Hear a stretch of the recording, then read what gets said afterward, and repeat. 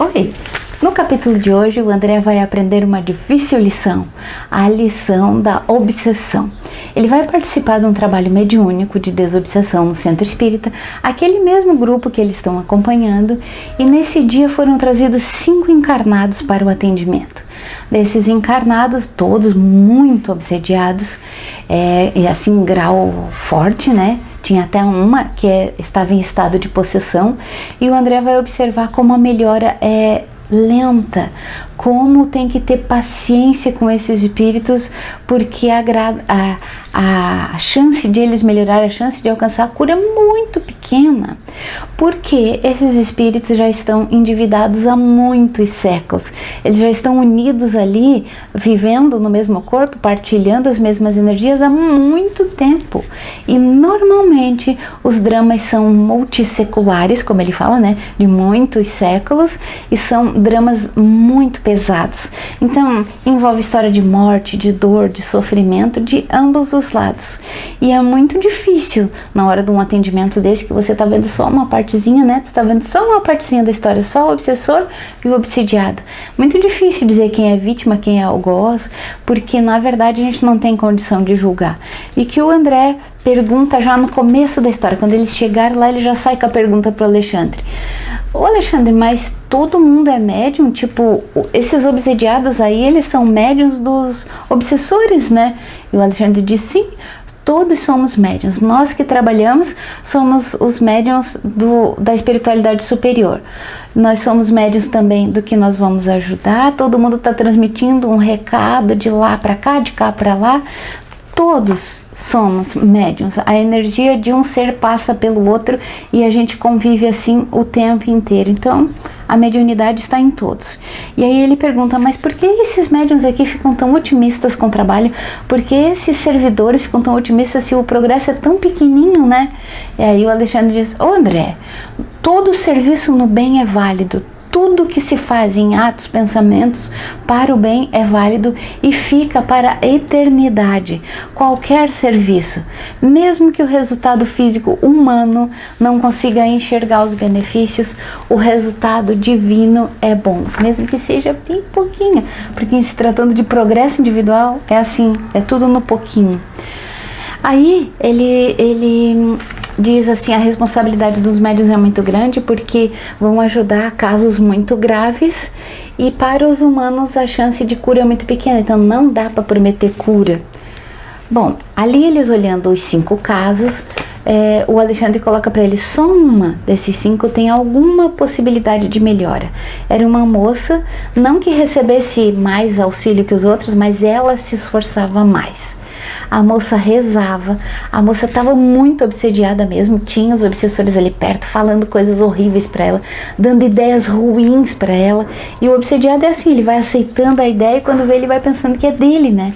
O obsediado mais grave nem tem mais ideia própria, o obsessor cola tanto, partilha tanto a energia da pessoa, que a pessoa pensa que é ela que está vivendo, e ali são 2 ou 3, então essas obsessões graves, as possessões, não é coisinha fácil de resolver, às vezes não é em uma existência que vai se resolver, normalmente os laços que unem são do ódio mesmo, e nós vamos ver aqui o caso desses companheiros.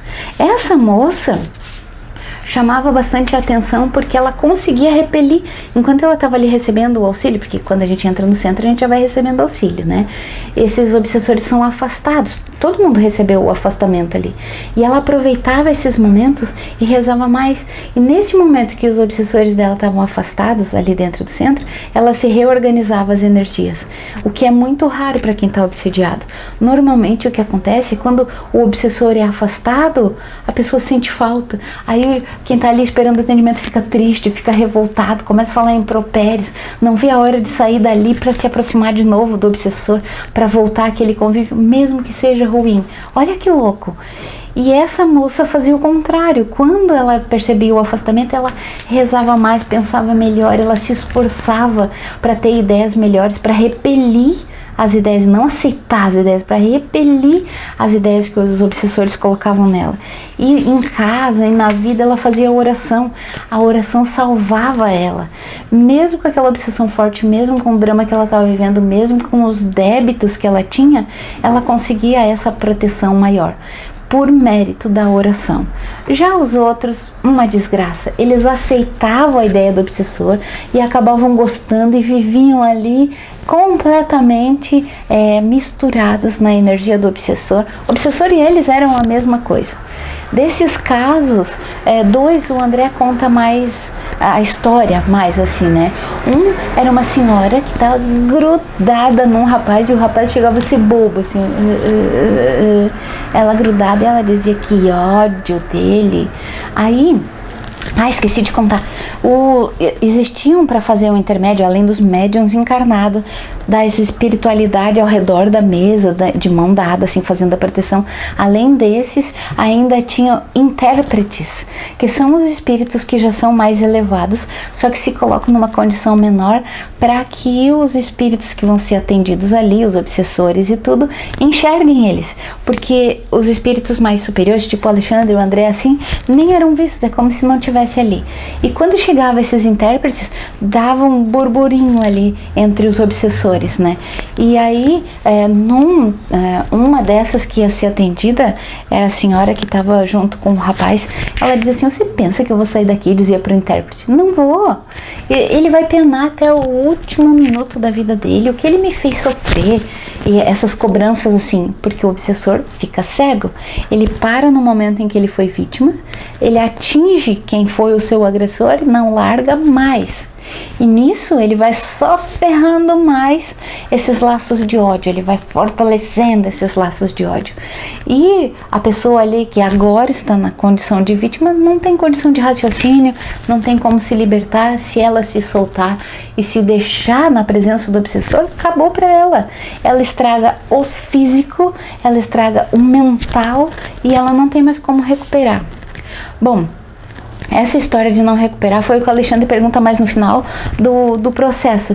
Ele olhou todo mundo assim tão doente, né? Fisicamente doente. Ele olhava assim: meu Deus, mas isso aqui, os nervos estão estragados. Os nervos no sentido da neurofisiologia, né? Então, o raciocínio, a condição muscular, tudo que vai nervo ficava estragado. Coração, fígado, rins, pulmão, tudo estragado. E ele olhava os casos graves, ali eram só 5, mas realmente estragando o físico. E ele pergunta para o Alexandre: mas esses aí, se afastar o obsessor depois, eles vão melhorar? Eles vão recuperar a saúde? E o Alexandre disse: não, nesse tipo de obsessão, mesmo que o obsessor seja afastado, tratado, melhorado, mesmo que o obsessor vire amigo dele depois, e que o obsessor receba os atendimentos e melhore antes do encarnado, ele pode virar amigo desse encarnado, ajudar o encarnado, mas ele não melhora mais. O encarnado estragou ali, está estragado, não melhora mais. Olha bem a gravidade e a importância de a gente rezar, de a gente pedir, de a gente não acolher as ideias que vêm dos obsessores. Orai e vigiai sempre. E mais, durante todo esse capítulo, Alexandre coloca a condição primordial, que é a cada um segundo as suas obras. Não adianta querer ser bonzinho ali de palavra, ser bonzinho de reza, se você não faz nada pelo outro. Não adianta, é a cada um segundo as suas obras. Então quem faz mais o bem ganha mais proteção, ganha mais ajuda e aproveita melhor. Quem não faz vai viver assim para sempre, vai viver ali com o seu obsessor, vai só ladeira abaixo, sabe? Quando fala assim que uma coisa vai levando a outra e vai só piorando, era essa a situação. Quando esses dois intérpretes chegaram, começou um burburinho ali entre os obsessores e eles falavam assim: olha, tá chegando aí os pregadores. Ai, que venham, né? Que venham, vão fazer as exigências. Um falou assim: conselho e água só se dá a quem se pede. O outro disse: parece que convidaram os da mesa para nos cansar até a gente esquecer o que esses aí nos fizeram. Não vou esquecer. O outro disse: palavra, o vento leva. E eles faziam assim com desdém, e os intérpretes ali não se deram por vencidos, continuaram. E essa conversa acontecia através do dirigente da mesa, que por intuição recebia as palavras para falar com o obsessor e se dava pela espiritualidade presente que focava neles ali. Só que a chance de melhora é muito pequena, porque eles ficam nessa, não vou fazer. Só que a doutrinação vai acontecendo, eles vão falando. Tinha um caso ali que era de um ex-escravo, que ele estava na mulher, e a mulher completamente irritada, e ela ficava irritada por causa dos obsessores, né? Então ela era insuportável, e dizem que ela teve essa obsessão desde criança, desde pequena. Ela já tinha essas loucuras assim, mas quando estava na casa dos pais estava melhor. Quando ela melhorou um pouco, casou, teve filho, aí degringolou o negócio. Aí os obsessores tomaram conta e ela não teve mais volta. Ela ficou louca mesmo, falava coisas. Ela chegou lá gritando assim, ó, tirem esses demônios daqui, porque ela via, né, os obsessores. Esses demônios acabam comigo, tirem eles daqui. Essas loucuras, loucura de loucura mesmo. Enfim, e era porque ela tinha sido dona de escravos, tinha vendido a família dele, e esse rapaz dizia, eu não vou soltar dela. Tá pensando que o quê? Que o sofrimento que eu tive foi pequeno? O que eu faço, ela sofrer isso aqui, ó, perto do que ela merece. Os médiuns viam só essa conversa, os espíritos que estavam lá acompanhando viam todo o processo. André via o presente, o passado e o futuro. Era uma loucura assim. E às vezes quando a gente está no mediúnico, a gente não dá tanta importância a essas conversas, né? Tipo a mulher que estava obsediando o rapaz, ela dizia, a minha vida acabou por causa desse homem, ele fez promessas pra mim, porque antigamente, né, quando a mulher era desrespeitada, ou quando ela fazia sexo antes do casamento, acabou pra ela, e se aquele homem não a quisesse, acabou pra ela, então ela acabou virando prostituta, então a vida dela foi um horror. Ela se grudou nesse rapaz que deixou ele até bobo, e ele era assim, não tinha condição de raciocínio, nada. Imagina. E ela dizia, socorro nenhum, eu não vou querer. E os doutrinadores ali falavam de Jesus e falavam tanta coisa bonita que dava para se aproveitar se ela ouvisse um pouquinho. E percebam que o atendimento é para o obsessor e para o obsidiado. Os dois recebem atendimento no mesmo nível. E para falar... Aí a única moça que tinha condição de melhora, que o Alexandre tinha contado, era aquela que rezava, que enquanto estava ali os obsessores eram afastados e ela conseguia até reorganizar o organismo. Então enquanto estava ali dentro ela até arrumava, o André disse, olhando assim para o corpo dela, estava tudo funcionando normal, ela não tinha a doença.